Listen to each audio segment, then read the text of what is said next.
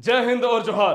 हिंदू, मुस्लिम, सिख, ईसाई, बुद्धिस्ट और जैन धर्म के बारे में तो आप लोगों ने सुना ही होगा, लेकिन क्या आपने एक ऐसे धर्म के बारे में सुना है जो कई वर्षों से अपनी पहचान के लिए संघर्ष कर रहा है?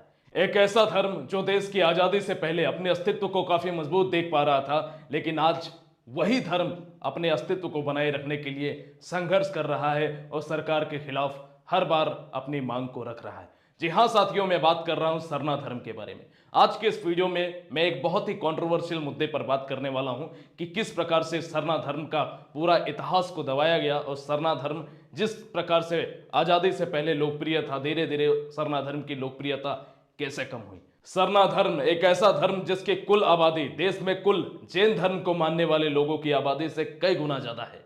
एक ऐसा धर्म जो हर बार जनगणना के समय अपना धर्म कोड मांगता है। एक ऐसा धर्म जो अपनी अस्तित्व को बनाए रखने के लिए हर बार संघर्ष करता है और हर बार आश्वासन देकर के उनके मनोबल को तोड़ा जाता है और हर बार उन्हें धोखा और छल ही दिया जाता है। आज की इस वीडियो में मैं उसी सरना धर्म के बारे में बात करने वाला हूं साथियों। तो आइए इस ऐतिहासिक वीडियो को शुरू करते हैं और वापस आ गया हूं मैं अपने उसी एनर्जेटिक अंदाज में। जिस जगह पर मैंने इस कहानी को अधूरा छोड़ा था, बच्चों को तैयार करने के लिए, बच्चों को परीक्षा की तैयारी करवाने के लिए वापस मैं आ गया हूं और बैक टू बैक आप लोगों के सामने इसी प्रकार की नॉलेजेबल वीडियोस आती रहेंगी। आइए शुरू करते हैं। अपने हर एक वीडियो की तरह इस वीडियो में भी मैं सब कुछ बिल्कुल शून्य से शुरू करूंगा और A to Z इस कहानी को मैं आप लोगों को समझाने की कोशिश करूंगा कि सरना धर्म क्या है सरना धर्म का इतिहास और क्यों ये अपने धर्म कोड को लेकर के अक्सर प्रोटेस्ट करते हैं और सरकार से गुहार लगाते हैं। आइए समझते हैं। सबसे पहले हम लोग समझेंगे कि क्या है सरना। जिस प्रकार से हिंदू धर्म, मुस्लिम धर्म, सिख धर्म और ईसाई धर्म होता है, इसी प्रकार से सरना एक धर्म का नाम है। सरना एक धर्म का नाम है।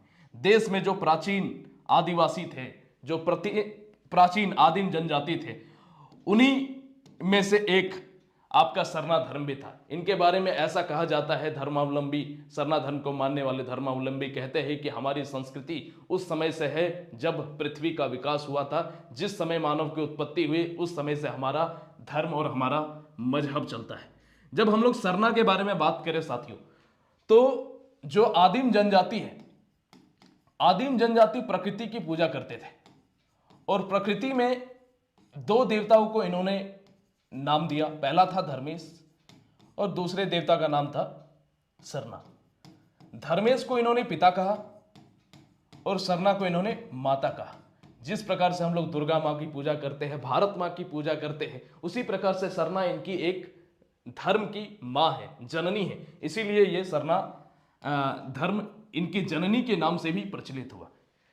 जो सरना धर्म को मानते हैं, उन्हें मानने वाले लोग, जैसे मैंने बताया कि ये लोग प्रकृति की पूजा करते हैं, जल जंगल जमीन की ये लोग पूजा करते हैं।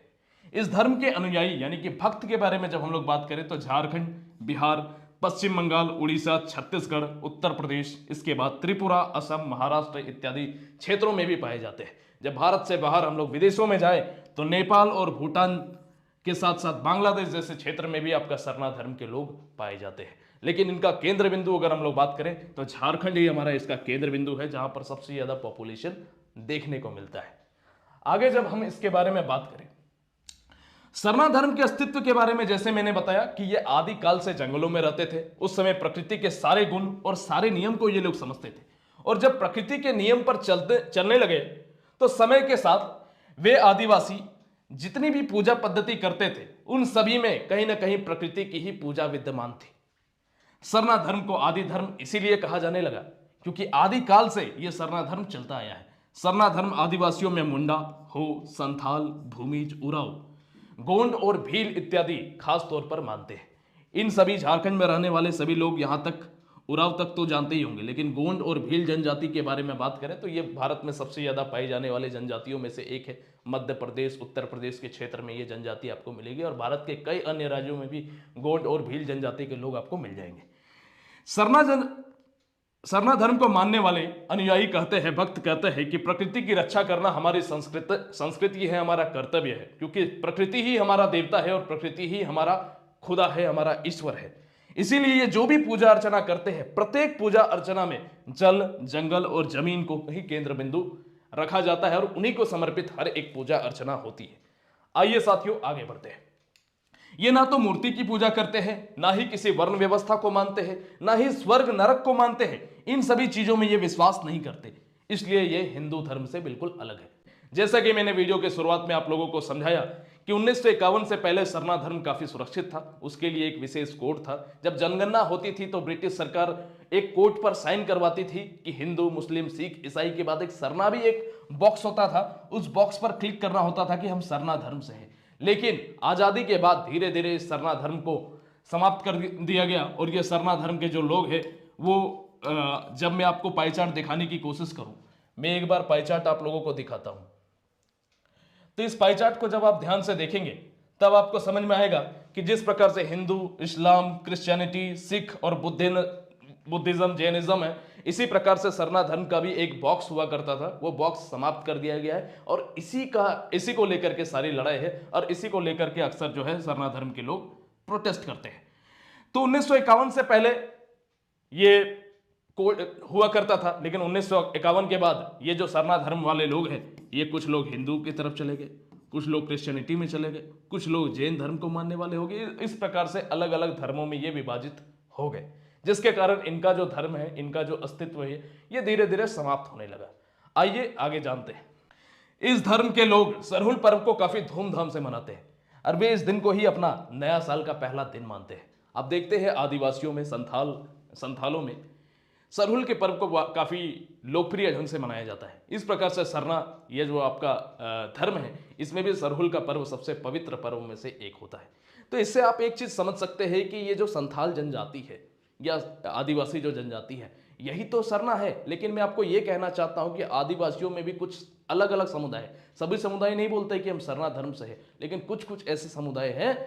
टोटल झारखंड में 32 प्रकार की जनजातियां हैं। उन 32 जनजातियों में से कुछ जनजातियां दावा करती है या उन पर्टिकुलर जनजातियों में कुछ व्यक्ति दावा करते हैं कि हम सरना धर्म से संबंधित है और इसी को लेकर के पूरा विवाद आज से पहले से लेकर के आज तक चलता आया है। आइए हम लोग और चीजों को विस्तार से समझने का प्रयास करते हैं। आगे समझिए। सरना धर्म के धर्मावलंबी मानते हैं कि पृथ्वी पर सबसे पुराना धर्म है सरना। संरंग के बारे में जैसे वे कहते हैं कि पृथ्वी की संरचना के समय अगर कोई सबसे पुराना धर्म है तो वो सरना धर्म है, क्योंकि इनका मानना है कि हम लोग प्रकृति के साथ जुड़े हैं। ऐसे में जिस दिन से धरती पर इंसान आए तब से ही हमारा सरना धर्म की शुरुआत हुई है। ये सरना धर्म के धर्मावलंबियों का कहना है। सरना धर्म को मानने वाले लोग 3 प्रकार की पूजा करते हैं। जैसे मैंने आपको बताया था कि पहले धर्मेश की पूजा, दूसरा सरना माँ की पूजा और तीसरा होता है जंगल की पूजा। इन तीनों को पूजने का एक लॉजिक बताया गया है। कहते हैं जिस प्रकार से हिंदू धर्म में पूर्वजों की पूजा की जाती है, माता पिता की पूजा की जाती है, वैसे ही धर्मेश यानी कि प्रकृति के पिता और सरना यानी कि प्रकृति की माँ, इनकी पूजा की जाती है। तीसरा पूजा जंगल की होती है, जिसे प्रकृति के तौर पर भी पूजा जाता है और इसलिए भी क्योंकि जंगल से खाने पीने का सारा सामान मिलता है और यही पूरा इनका पूजा करने की प्रक्रिया है। आगे जब हम लोग चीजों को समझे, भारत में अगर वर्तमान दौर में बात करें तो 6 करोड़, लगभग 6 करोड़ आबादी सरना धर्म को मानने वाले हैं। अकेले मैं झारखंड की बात करूं तो 70 लाख से ज्यादा आबादी सरना धर्म को मानने वाले झारखंड में है वर्तमान में।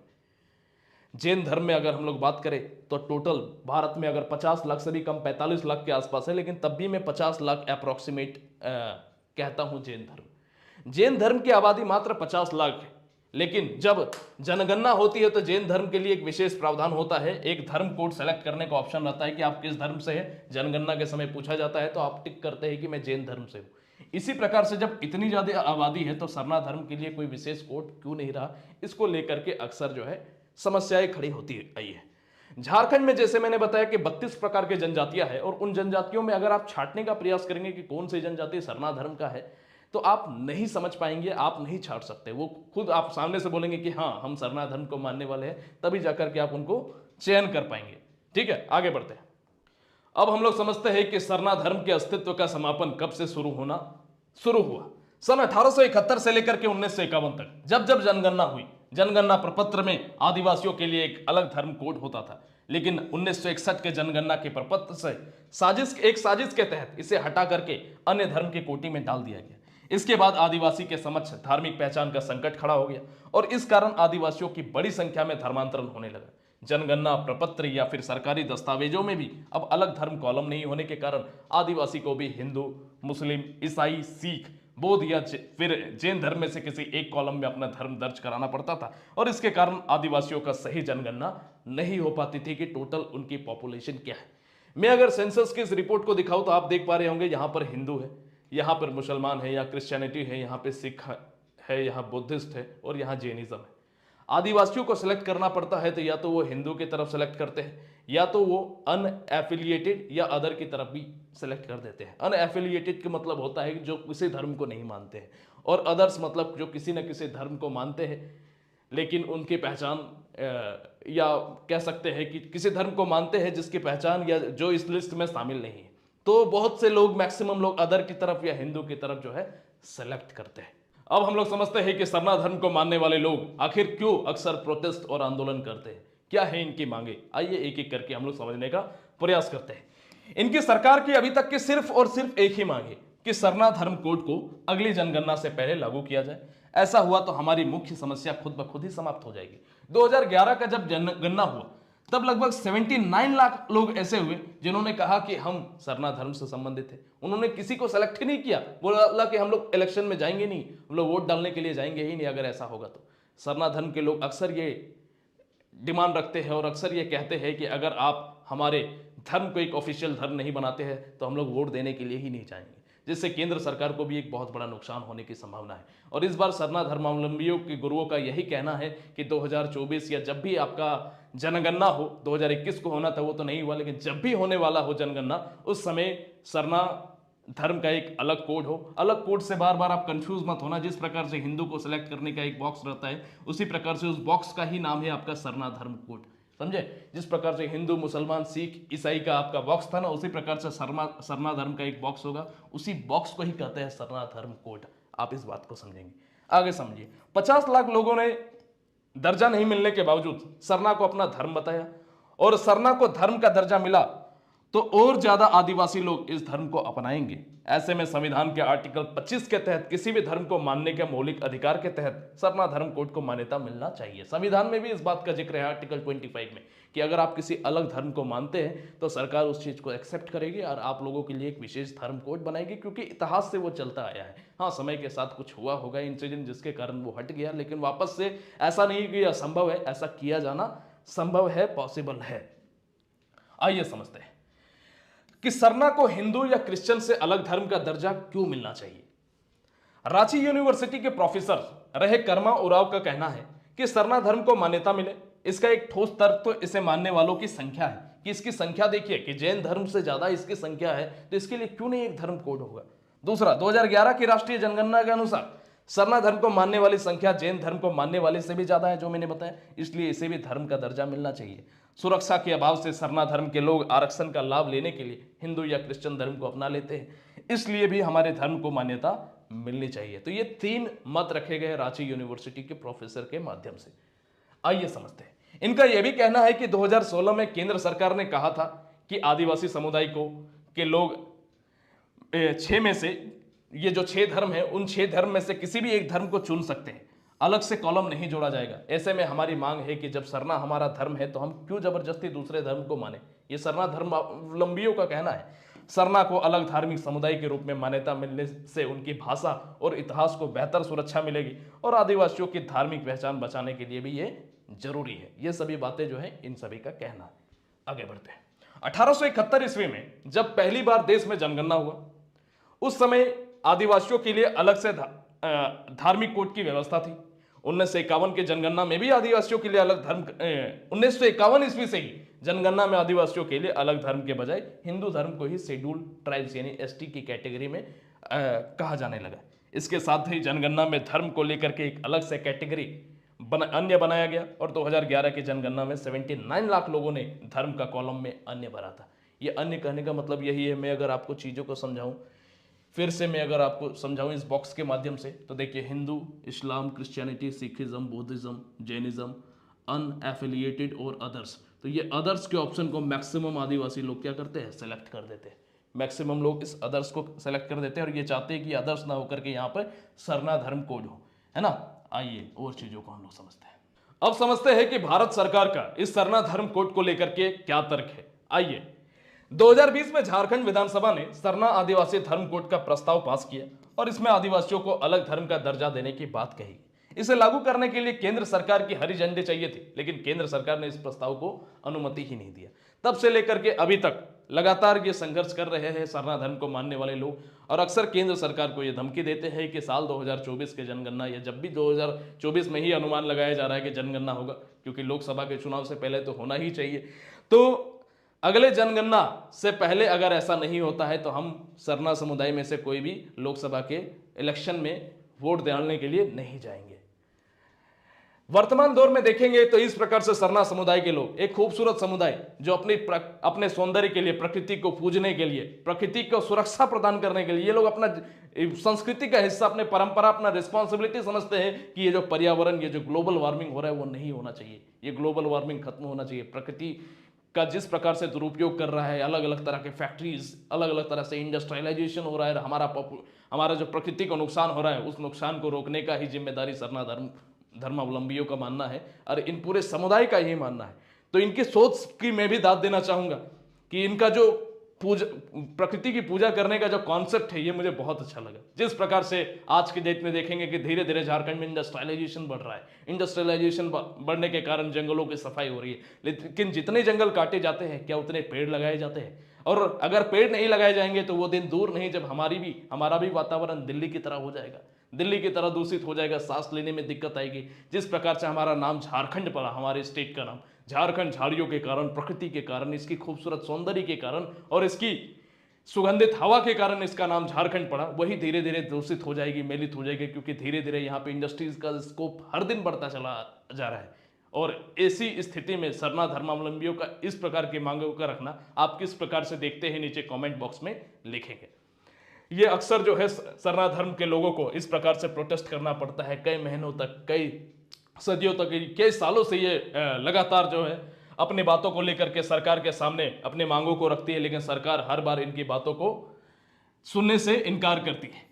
ये सरना धर्म के कुछ लोग हैं, ये सरना धर्म का तिरंगा का ये तस्वीर है, आप देख सकते हैं कि रेड एंड व्हाइट कलर का जो ये फ्लैग दिख रहा है, यही सरना धर्म का झंडा है ना। ये लोग अपने आप को ये नहीं बोल रहे कि देश के, जिस प्रकार से मुसलमान, जिस प्रकार से हिंदू, जिस प्रकार से अन्य धर्म है, उसी प्रकार से सरना को ये अपना धर्म मानते हैं, और वो अपनी ही धर्म को, अपने धर्म के लिए कोड की मांग रख रहे हैं। और उस बात को आप किस प्रकार से लेते हैं, ये आपके ऊपर निर्भर करता है।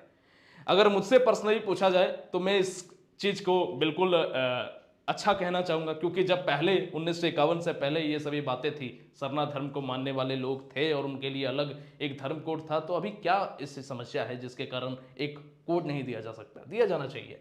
आज अगर जैसे जब से देश की राष्ट्रपति एक संथाल समाज से आई है, क्योंकि इन्हीं के समाज से मैक्सिमम लोग सरना धर्म को मानने वाले लोग होते हैं, ठीक है, तब से ये कयास लगाया जा रहा है कि सरना धर्म कोड अब दूर नहीं है। अब ऐसी संभावनाएं हैं कि सरना धर्म कोड को केंद्र सरकार भी मंजूरी दे देगी और हमारा जो धर्म के लिए एक अलग कोड जनसंख्या के समय आ जाएगा। अब हम लोग ये समझते हैं कि आखिर क्यों, ऐसा क्या संभावना है, ऐसी क्या संभावना है जिसके कारण केंद्र सरकार इस चीज को करने से डर रही है? देखिए, केंद्र सरकार की 2-3 बातें गलत है। चुनाव के समय वो कुछ भी वादा कर देती है।